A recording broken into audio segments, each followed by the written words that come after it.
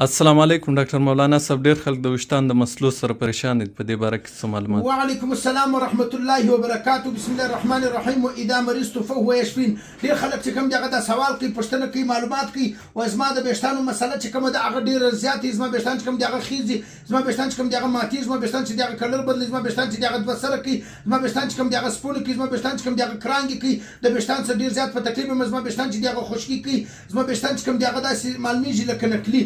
ډېر خلک وایي عمر مې کم دي، ویښتان مې ګرده خراب سولو. ډېر خلک په دا وله سره ډېر زیات پریشان دي. د دې دپاره اول احتیاطي تدابیر د ځان سره نوټ کړي. اوله خبره خدا د ځان سره نوټ کړي، د بل چا ژمون چې دغه مه استعمالوه، د بل چا برش چې کوم دی هغه مه استعمالوه.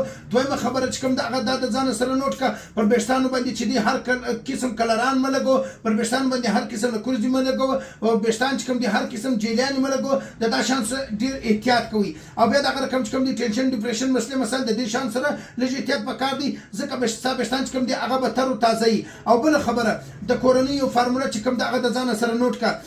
یو هر سهار یو د هګۍ ژړ لاسي چې کوم د هګۍ ژړ دی، یو د لاسي هګۍ ژړ، او دغه رقم چې کوم دی یوه چمچه مستې، او بیا دغه رقم چې کوم دی یو د املې پوډر یوه چمچه، دا به راواخلې د دا تیلو سره به یې ګډ کړې. د دې تیل څخه به څو چمچې راواخلې، د دې تیل څخه به 3-4 چمچې راواخلې، دا به ورسره ګډ کړې، دا به میلاو کړې، ګرده به سره میلاو کړې، سهار وختي به په خپلو ویښتانو ولګوې.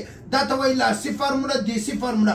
دا تا ته تاوان نه کوي، او دا ستا ویښتان چې کوم دي هغه خرابېږي نه. ویښتان چې کوم دي هغه به نرم وي، تر و تازه به وي، او ویښتان چې کوم دي هغه به کلر هم برابر وي، خشکي به هم نه وي، او دغه رقم چې کوم دي فرش به وي. ولې غټه خبره دا ده، هر انسان دا کوشش کوي چې یو مجلس باندې داخلېږي، د ده ویښتان ښایسته وي، ځکه هغه انسانان د ده ویښتان ته ګوري، نو دوی په خپلو ویښتان باندې شرمېږي که خراب وي. که چېرې سم وي نو دوی به خوشحاله وي، زړه به خوشحاله وي، ټینشن به نه وي.